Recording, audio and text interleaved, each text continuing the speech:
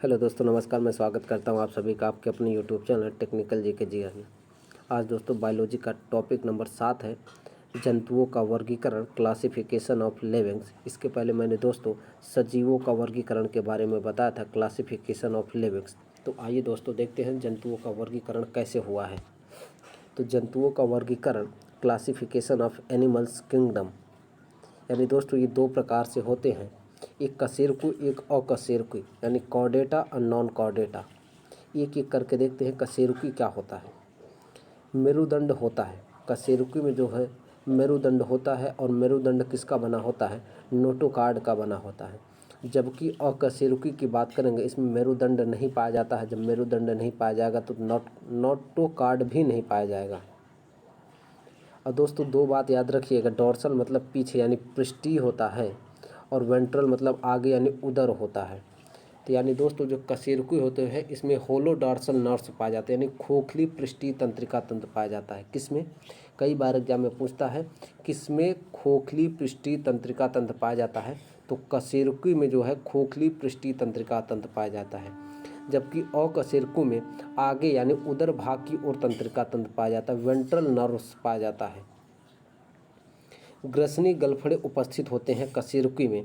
अपश्य गुदा यानी पुच्छ पीछे का जो भाग होता है ये उपस्थित होता है कशेरुकी में। अकशेरुकी में दोनों चीज़ें नहीं प्रेजेंट होती दोस्तों, यानी ग्रसनी गलफड़े उपस्थित होती हैं कशेरुकी में, लेकिन अकशेरुकी में नहीं उपस्थित होता है। अगला बात करते हैं वेंट्रल हार्ट, यानी आगे की ओर हृदय होता है।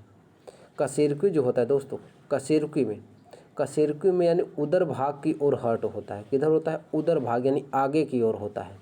जबकि अकशेरुकी में दोस्तों, अकशेरुकी में जो हृदय होता है वो किधर होता है? डॉर्सल होता है, यानी पृष्ठ भाग यानी पीछे की ओर होता है। तो बात को याद रखिएगा, अकशेरुकी में हृदय किस ओर पाया जाता है? तो डॉर्सल यानी पृष्ठ भाग यानी पीछे की ओर पाया जाता है। सभी कीट एग्जाम्पल हैं, इसको देखते हैं। सभी कीट, जितने भी कीट होते हैं उसमें हृदय जो पाया जाता है वो पीछे की ओर पाया जाता है, क्योंकि ये सारे कीट जो अकशेरुकी होते हैं, जैसे केचुहा, तिलचट्टा, कॉकरोच। इम्पोर्टेंट बात करते हैं, हीमोग्लोबिन आरबीसी में होता है। कशेरुकी जो होता है हमारा दोस्तों, इसमें हीमोग्लोबिन कहाँ पाया जाता है? आरबीसी में पाया जाता है। तो क्वेश्चन बच जाता है कशेरुकी में हीमोग्लोबिन कहाँ पाया जाता है? तो आरबीसी में पाया जाता है। जबकि अकशेरुकी में हीमोग्लोबिन प्लाज्मा में पाया जाता है। कहाँ पाया जाता है? प्लाज्मा में पाया जाता है अकशेरुकी में। अगला बात करते हैं बंद परिसंचरण तंत्र, यानी कशेरुकी जो होता है दोस्तों बंद परिसंचरण तंत्र होता है, और जबकि अकशेरुकी में दोस्तों खुला परिसंचरण तंत्र होता है। क्या होता है? खुला परिसंचरण तंत्र होता है अकशेरुकी में, और जबकि कशेरुकी में दोस्तों बंद परिसंचरण तंत्र होता है। अगर बात करें दोस्तों, एक अपवाद है, मछली का जो होता है खुला परिसंचरण तंत्र होता है। कैसा होता है? मछली का खुला परिसंचरण तंत्र होता है, ये अपवाद है, इसको याद रखिएगा। हम कशेरुकी की बात कर लेते हैं। कॉर्डेटा को दोस्तों 5 भागों में बांटा गया है। कितने भागों में बांटा गया है? 5 भागों में कॉर्डेटा को बांटा गया है, कशेरुकी को बांटा गया है। तो पहला कशेरुकी क्या है? मत्स्य वर्ग है। पहला कशेरुकी क्या है दोस्तों?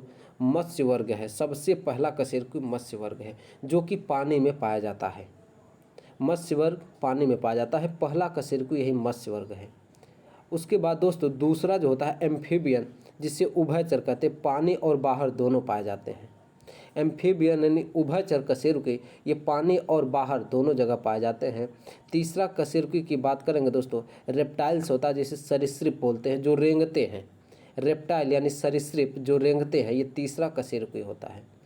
एप्स यानी पक्षी वर्ग दोस्तों जो उड़ते हैं, ये चौथा कशेरुकी होता है। और पांचवा कशेरुकी की बात करेंगे दोस्तों, मैमल्स यानी स्तनधारी, संपूर्ण विकास होता है दोस्तों, जिसका संपूर्ण विकास हो जाता है दोस्तों, मैमल्स यानी स्तनधारी। जितने भी स्तनधारी होते हैं दोस्तों, वो 5वें नंबर के कशेरुकी में आते हैं। अब आइए आगे बात करते हैं मत्स्य वर्ग की। एक एक करके देखेंगे दोस्तों। मत्स्य वर्ग यानी जितनी मछलियाँ, यानी सारी मछली, ऑल फिश, ये किस में आती है? मत्स्य वर्ग में आती हैं। इम्पॉर्टेंट बात है दोस्तों, मछली का अध्ययन क्या कहलाता है? इक्थायोलॉजी होता है। क्या होता है? इक्थायोलॉजी मछली का अध्ययन कहलाता है। और मछली का पालन दोस्तों पिसीकल्चर होता है।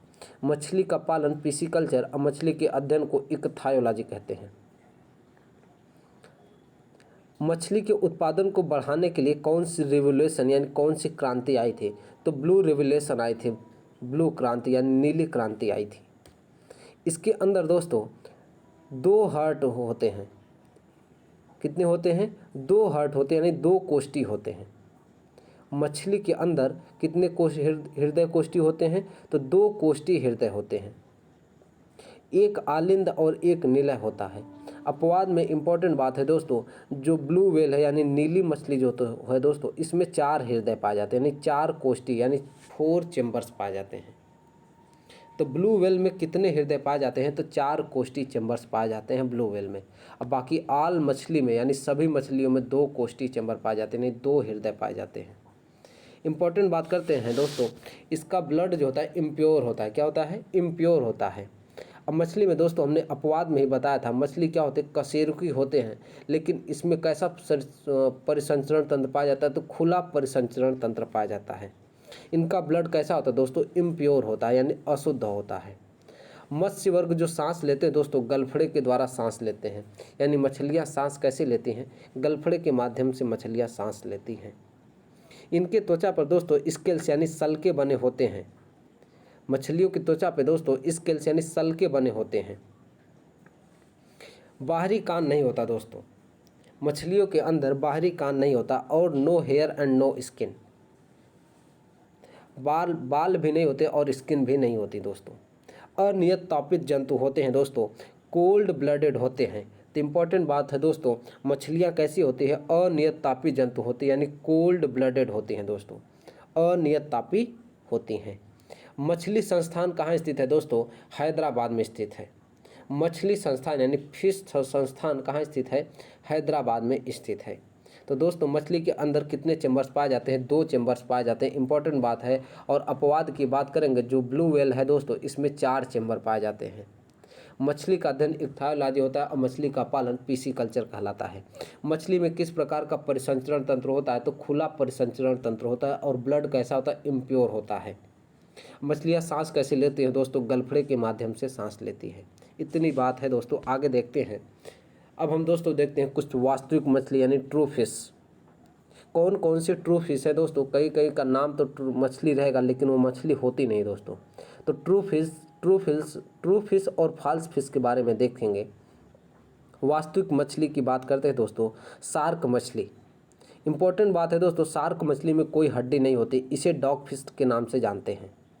यानी शार्क फिश को डॉग फिश भी कहते हैं। इसमें कोई भी हड्डी नहीं पाई जाती है। अगला बात करते हैं हिप्पोकैम्पस। दोस्तों हमने आपको बताया था हिप्पोक्रेटस, यानी डॉक्टरों को किसका शपथ दिलाया जाता है? हिप्पोक्रेटस का। और ये क्या है? हिप्पोकैम्पस है, हिप्पोकैम्पस। इसे समुद्री मछली भी कहते हैं। हिप्पोकैम्पस को समुद्री मछली कहते हैं। इसी का दूसरा नाम दोस्तों समुद्री घोड़ा, यानी समुद्री घोड़ा एक मछली है दोस्तों। सबसे धीमे चलने वाली मछली कौन सी है? यही है हिप्पोकैम्पस, यानी समुद्री मछली। सबसे धीरे यही मछली चलती है। तो अगला बात करते हैं दोस्तों गैम्बीसिया। कौन सी? गैम्बूसिया मछली। इसे मॉस्किटो फिश कहते हैं। कौन सी फिश कहते हैं? मॉस्किटो, यानी मच्छर मारने वाली जो होता है दोस्तों, इसी के द्वारा होता है। तालाब कुएं में मच्छर मारने से इसी मछली का प्रयोग किया जाता है। तो गैम्बीसिया को मॉस्किटो फिश यानी मच्छर फिश के नाम से भी जानते हैं। तालाब कुएं में मच्छर मारने में किस मछली का प्रयोग किया जाता है? तो गैम्बूसिया मछली का प्रयोग किया जाता है। हमने 3 इंपॉर्टेंट फिश के बारे में बताया दोस्तों। शार्क मछली, इसमें कोई हड्डी नहीं पाई जाती, इसे डॉग फिश के नाम से जानते हैं। हिप्पोकैम्पस, इसे समुद्री मछली या समुद्री घोड़ा कहते हैं। सबसे धीमे चलने वाली मछली है दोस्तों। एक मैंने बताया गैम्बूसिया यानी मॉस्किटो फिश के नाम से जानते हैं। तालाब कुएं में मच्छर मारने में इसी मछली का प्रयोग किया जाता है, गैम्बूसिया मछली का। स्टोन मछली की बात करते दोस्तों, पाषाण मछली सबसे विषैली मछली होती है। सबसे विषैली मछली कौन सी होती है? तो स्टोन फिश होते हैं, यानी पाषाण मछली होती है। और इम्पोर्टेंट देख लेते हैं दोस्तों, कुछ इम्पोर्टेंट जो मछलियाँ हैं। स्कॉर फिश होते हैं, टाइगर फिश दोस्तों, code fish, flying fish, guitar fish, red fish, समुद्री मछली से गैम्बियन मैंने बताया दोस्तों। सबसे बड़ी मछली कौन सी है? ब्लू व्हेल है दोस्तों। और सबसे छोटी मछली कौन सी है दोस्तों? ट्रिमेटोमैनस है। सबसे छोटी मछली कौन सी है दोस्तों? ट्रिमेटोमैनस। और सबसे बड़ी ब्लू व्हेल है। तो ये दोनों बात याद रखिएगा। सबसे छोटी मछली कौन सी है? ट्रिमेटोमैनस फिश है। कौन सी है? ट्रिमेटोमैनस। और सबसे बड़ी ब्लू व्हेल है। अगला बात करते हैं दोस्तों, फॉल्स फिश की बात करते हैं, असत्य मछली की बात करते हैं दोस्तों। सीपिया, क्या दोस्तों? सीपिया, इसे कैटल फिश कहते हैं। सीपिया को कैटल फिश कहते हैं, जबकि ये कोई मछली नहीं दोस्तों। इसका समूह दोस्तों मोलस्का समूह में रखा गया है। कैटल फिश को मोलस्का समूह में रखा गया है।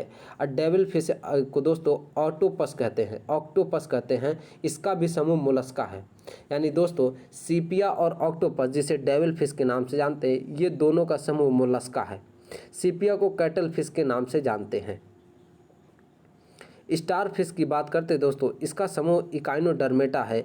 इसे स्टारियस मछली कहते हैं, लेकिन ये वास्तव में मछली है नहीं।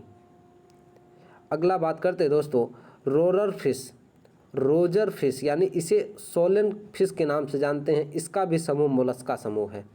जेली फिश की बात करते हैं दोस्तों, जेली फिश को ओरेलिया मछली कहते हैं। सेल फिश जो होती है दोस्तों, ये आर्थ्रोपोडा समूह में आती हैं। और कैरी फिश दोस्तों, ये आर्थ्रोपोडा में आती है। सेल फिश और कैरी फिश आर्थ्रोपोडा समूह में आती हैं। सिल्वर फिश दोस्तों लेपिसमा कहते हैं, ये भी आर्थ्रोपोडा समूह में आती है।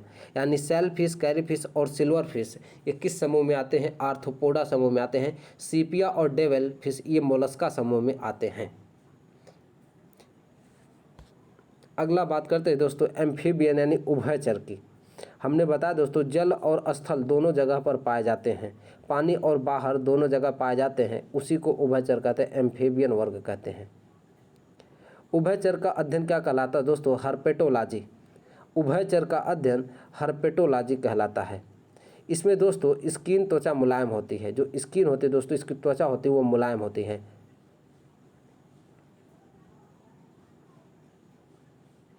और दोस्तों इम्पॉर्टेंट बात है, नो हेयर ऑन स्किन। यानी दोस्तों जो उभयचर होते हैं, जल और स्थल दोनों पे पाए जाते हैं, इसके स्किन पर कोई बाल नहीं होता है। ये दोस्तों उभयचर फेफड़े, त्वचा और गलफड़ा तीनों से सांस लेते हैं। मैंने बताया दोस्तों मत्स्य वर्ग जितनी मछलियाँ होती हैं वो किससे सांस लेती? गलफड़े के माध्यम से सांस लेती हैं। एम्फीबियन वर्ग में जो आते हैं दोस्तों, वो फेफड़े, त्वचा और गलफड़े तीनों के माध्यम से सांस लेते हैं। और हमने दोस्तों बताया मत्स्य वर्ग में कितने चेंबर्स पाए जाते हैं? 2 चेंबर पाए जाते हैं, एक आलिंद और एक निलय। अगर दोस्तों यही बात करेंगे एम्फीबियन वर्ग की उभयचर में, इसमें 3 कोष्ठी चेंबर पाए जाते हैं। इसमें 3 कोष्ठी होते हैं दोस्तों, यानी 3 हृदय चेंबर पाए जाते हैं। 2 आलिंद और 1 निलय पाया जाता है। इसमें भी दोस्तों अनियत तापी जंतु होते हैं, यानी कोल्ड ब्लडेड होते हैं। मत्स्य वर्ग भी अनियत तापी जंतु होते हैं, कोल्ड ब्लडेड होते हैं। और उभयचर भी कोल्ड ब्लडेड होते हैं। इसका एग्जाम्पल दोस्तों जैसे फॉर्ग यानी मेढक, ये तो दोस्तों जल और स्थल दोनों पर पाए जाते हैं। दूसरा दोस्तों इम्पॉर्टेंट है हाइला, इसे ट्री फॉर्ग यानी पेड़ वाला मेढक कहते हैं। हाइला दोस्तों ये एम्फीबियन वर्ग में आता है, जल और स्थल दोनों पे पाया जाता है। इसी को पेड़ वाला मेढक कहा जाता है। तो दोस्तों आज के लिए बस इतना ही रखता हूँ। अगले वीडियो में इसका दोस्तों पार्ट 2 आएगा, जो कि हम इसके आगे बताएंगे। वीडियो को दोस्तों लाइक शेयर सब्सक्राइब करिए। Thank you very much.